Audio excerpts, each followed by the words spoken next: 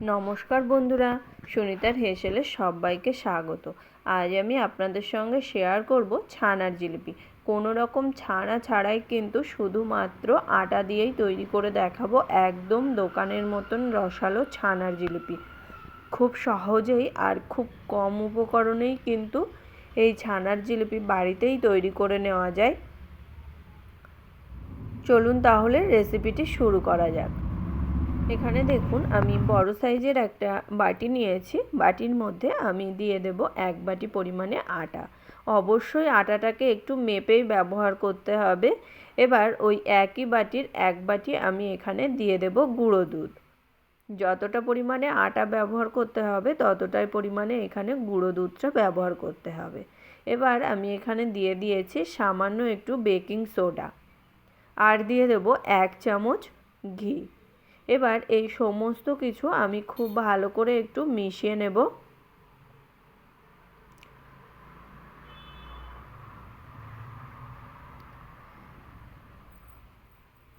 দেখুন খুব ভালো করে আমি মিশিয়ে নিয়েছি।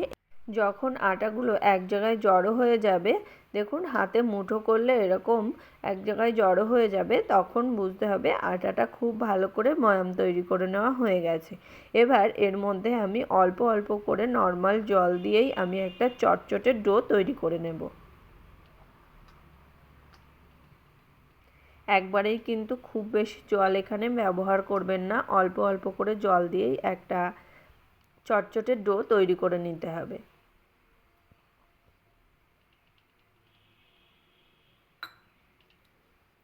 দেখুন এরকম একটা চটচটে ডো তৈরি করে নিয়েছি। এবার হাতে আমি সামান্য একটু ঘি লাগিয়ে নেব। ঘি লাগিয়ে নিলেই কিন্তু এইরকম একটা ডো তৈরি হয়ে যাবে, তখন আর কিন্তু হাতে লাগবে না। এবার এই ডোটা আমি সাইডে রেখে দেব। রেখে দিয়ে আমি এখানে একটা থালা নিয়েছি। থালার পিছনটা দিয়েই আজ আমি ছানার জিলিপিগুলোকে তৈরি করে নেব। দেখুন আমি আটার থেকে সামান্য একটু লেচি কেটে নিয়েছি। নিয়ে আমি এখানে লম্বা করে একটু শেপ দিয়ে নেব। আমি যেভাবে ছানার জিলিপিগুলো তৈরি করছি সেইভাবেই আপনারা তৈরি করে নেবেন।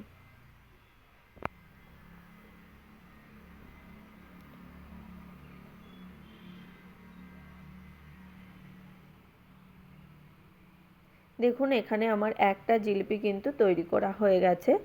এই একইভাবে আমি আবারও আরেকটা তৈরি করে আপনাদেরকে দেখাচ্ছি।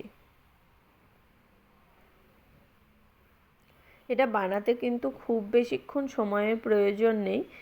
হাতে খুব অল্প সময় থাকলেই কিন্তু এইরকম সুস্বাদু একটা মিষ্টি বাড়িতে তৈরি করে নেওয়া যায়।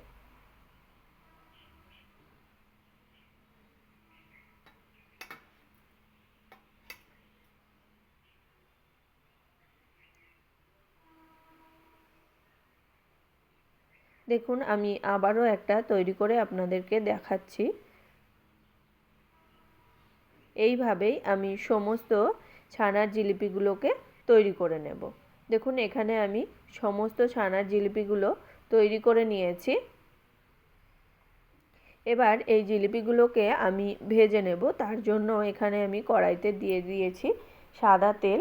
এবার তেলটা যখন হালকা গরম থাকবে, মানে হাত দিতে পারবো সেই রকমই গরম থাকবে, তখনই আমি এর ভেতরে সমস্ত জিলিপিগুলোকে দিয়ে দেব। আর মানে জিলিপিগুলো ভাজার সময় গ্যাসের আঁচটা অবশ্যই লোতে করেই রাখতে হবে, কখনোই কিন্তু হাইতে দেওয়া যাবে না।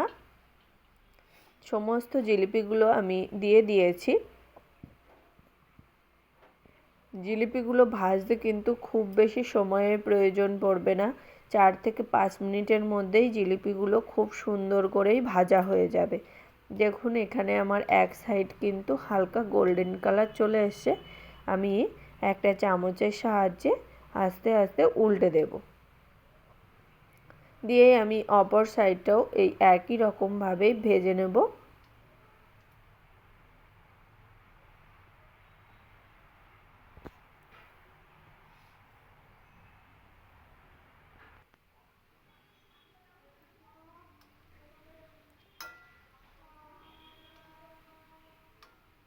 দেখুন জিলিপিগুলোর কিন্তু খুব সুন্দর একটা গোল্ডেন কালার চলে এসছে।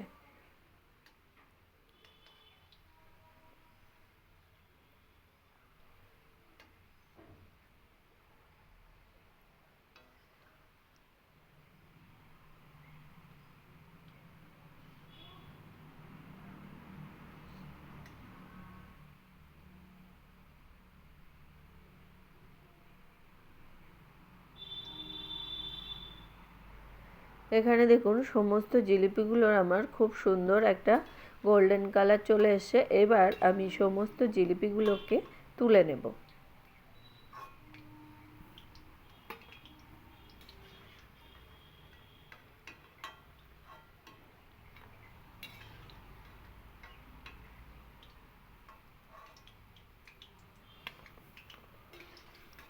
দেখুন এখানে সমস্ত জিলিপিগুলো আমি তুলে নিয়েছি। এবার এই জিলিপিগুলো তার ঠান্ডা হোক, এর মধ্যে আমি একটা রস তৈরি করে নেব। তার জন্য দেখুন এখানে আমি বড় সাইজের একটা বাটি বসিয়ে দিয়েছি। এবার এর মধ্যে আমি দিয়ে দেব যে বাটি পরিমাণে আমরা আটাটা ব্যবহার করেছি সেই বাটিরই 1 বাটি পরিমাণে এখানে আমি দিয়ে দেব চিনি। এবার ওই বাটিরই 1 বাটি দিয়ে দেব জল। একটু মিশিয়ে নেব, নিয়ে এখানে আমি দিয়ে দেব 2টো এলাচ। এলাচের মুখ দুটি আমি ফাটিয়ে নিয়েছি। এবার এই সমস্ত কিছু আমি খুব সুন্দর করে একটু জাল করে নেব। চিনিটা যখন গলে যাবে তখনই আমি চিনির রসটা কিন্তু বন্ধ করে দেব। খুব বেশি কিন্তু ফোটাবো না। এখানে চিনিটা মানে যেই গলে যাবে তখনই আমি গ্যাসটা অফ করে দেব। এখানে দেখুন চিনিটা গলে গেছে। এবার আমি গ্যাসের আঁচটা কিন্তু অফ করে দেব। চিনির রসটা আমি এখানে অফ করে দিয়েছি গ্যাসটা। এবার এর মধ্যে আমি একে একে জিলিপিগুলোকে ছেড়ে দেব। এর মধ্যে আমাদের কিন্তু জিলিপিগুলো একদম ঠান্ডা হয়ে গেছে। আর অবশ্যই যখন রসে ছাড়বেন তার আগে জিলিপিগুলো যেন পুরোপুরি ঠান্ডা হয়ে যায়। সমস্তগুলো আমি এখানে দিয়ে দিয়েছি। খুব ভালো করে একটা চামচের সাহায্যে একটু উল্টে পাল্টে চিনির রসটা খুব ভালো করে জিলিপিগুলোকে মাখিয়ে নেব। দেখুন খুব ভালো করে আমি একটু চিনির রসটা মাখিয়ে নিচ্ছি সমস্ত জিলিপিগুলোই।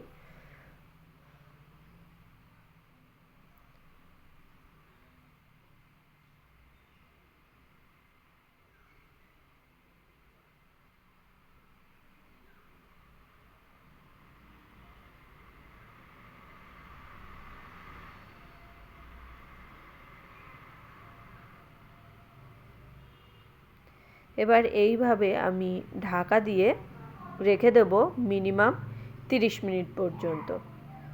তাহলে বন্ধুরা ফিরে আসছি 30 মিনিট পর। দেখুন বন্ধুরা ফিরে এলাম 30 মিনিট পর। দেখুন রসটা কিন্তু একবারেই টেনে নিয়েছে, একটু আর রস এক্সট্রা নেই। আর জিলিপিগুলো কিন্তু ফুলে কতটা মোটা হয়ে গেছে আর খুবই রসালো হয়েছে। আমি আপনাদেরকে প্লেটে নামিয়ে দেখাচ্ছি। দেখুন এখানে জিলিপিগুলো কিন্তু কতটা সফট হয়েছে আর খুবই রসালো হয়েছে। দেখে কিন্তু বোঝাই যাচ্ছে না যে বাড়িতে তৈরি করা। এটা কিন্তু খেতেও অসম্ভব সুন্দর হয়।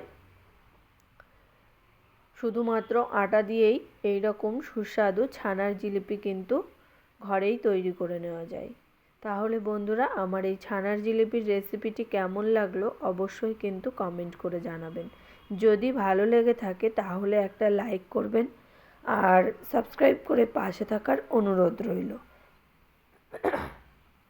তাহলে আজকের মতো এই পর্যন্তই।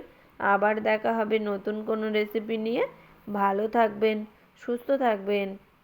ধন্যবাদ।